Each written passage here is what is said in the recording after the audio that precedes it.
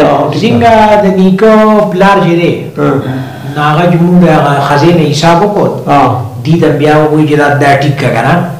نو بحث سیسال لاغه د مرګ شي وی اکرم خان بابا د خزینه د اکرم خان نو نیا لکه بل چاته له ما ته خبره یاد ده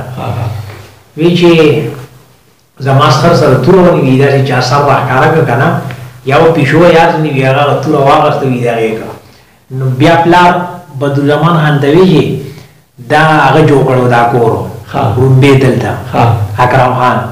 مې نه مخکې وسوګونه دلته وشيږي نه کله چې خلک مخکې راغلو ستا لیکه چې کوم دی کنه او شمخان بابا دی دې غړای نه راوستي او نور خان پکړ دی لکه اکرم خان راوست اکرم خان بابا بل مشر باغی چې کوم دی دا بل طرف کې نجیم خان کاکا کنه د سره دی 64 کې مړ دی سو کو دا بابا او ستا بابا 64 کې ستا پلان موږ ټول راځي نه راغلي او د شمشدین ګلم سو وای پټکړه لاړ دی دغه ویره خپل واس پرای نو ځانا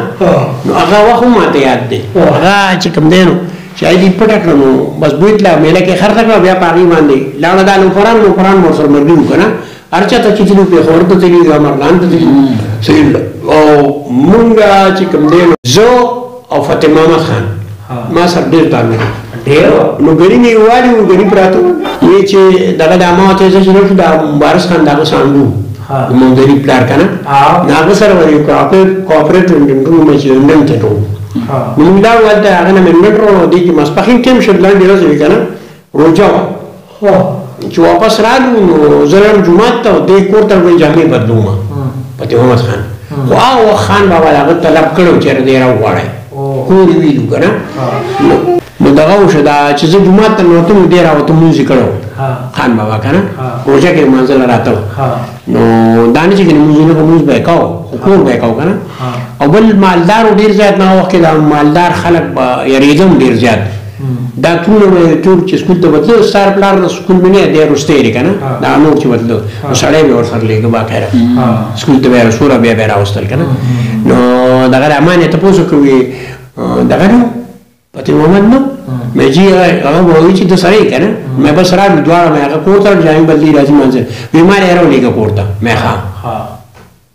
نو هم زموږ د کور نو زه مزمر جمعه نو چې کور ترال تاسو کور خو پاس دی کنه او په دې کې کور کې چره شوی بابا په دغه وخت مرشه نو بیا ادرمان خان ولګي دی راغون شو فتح محمد او ادرمان خان دی چې اوسو دغه به سو خو هغه کې ما خامه د مسعودان د جنازې صدقه نو کنه بل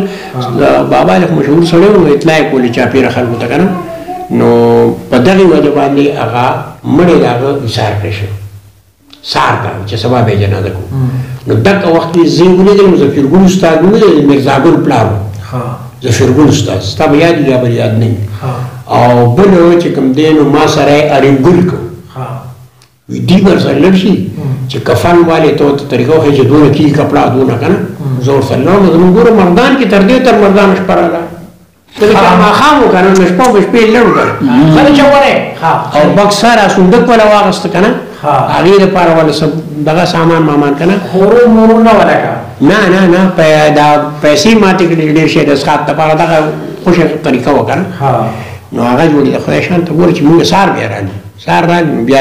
ډیر علی شاه پټانګه کې مخې لراله باغ سره پلار دی او شمشدین خان او سره خپل